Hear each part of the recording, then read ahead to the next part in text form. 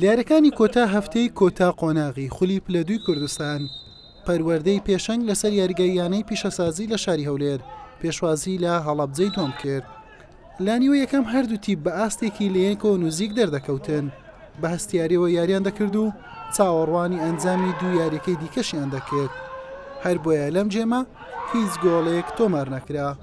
لانیوەی دۆم لە سەرەتاوە ڕێژەی هێرشەکان پەرەیسەند پەروەردە و هەڵەبجا بە دوای گۆڵێکەوە وێڵبوون بۆ ئەوەی لە ئەنجام یاریەکە ئاسوودەتر بن تا یاریەکە لە کۆتاییەکان نزیک دەبوویەوە پەروەردە پارێزگاری لە گۆڵەکەی دەکرد و فشارەکانی هەڵەبجا ڕوو لە زیاد بوون.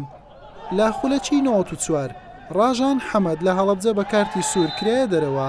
لە خولەکی 95 لێدانێکی ڕاستەوخۆ بە نزیک گۆڵەوە بۆ هەڵەبجە ڕێککەوت. ئاکۆ محەممەد گۆڵێکی تۆمار کرد و هاو کێشەکەی گۆڕی و خەندەی خستە سەرزاری هەڵەبجەیەکان.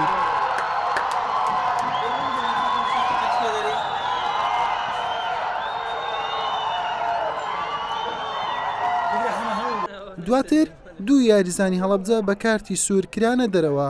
یاری بەم تاکە گۆڵا بە کۆتا هاتوو.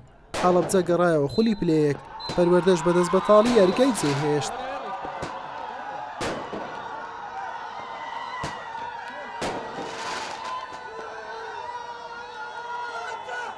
هەڵەبجە بێکەسە هەڵەبجە بێکەسە زوو بەدا ڕەحەت گەشتی دێن.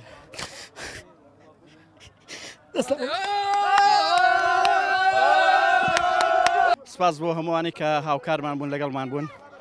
ساڵی پێشوو هەر لە کۆتاری کە دابەزین بۆ خولی پلەدوی کوردستان لەگەڵ یانی سلێمانی بەڵێنەوەما بە جەماوەری وەشی هەڵەبجەی شەهید کە ساڵێکی کە یانەکەمان سەرخێنەوە بۆ پلەیەکی کوردستان و دوای 2 ساڵی سەریانەخێنەوە بۆ پلە نایبی کوردستان.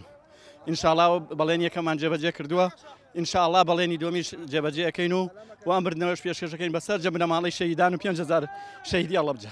ئەمڕۆ لەو یاریەمان بەرامبەر بەیانەی هەڵەبجە نەمانتوانی ئاستی خۆمان پێشکەشکەین کەشوهەوا و ڕووداوەکانی ناو یاری لە ئەوەی مەدانە بوو بەلای مەدانە بوو بۆیە لە ئاخر دەقە گۆڵمان خوارد و نەمانتوانی سەرکەوتن بەدەست بێنین.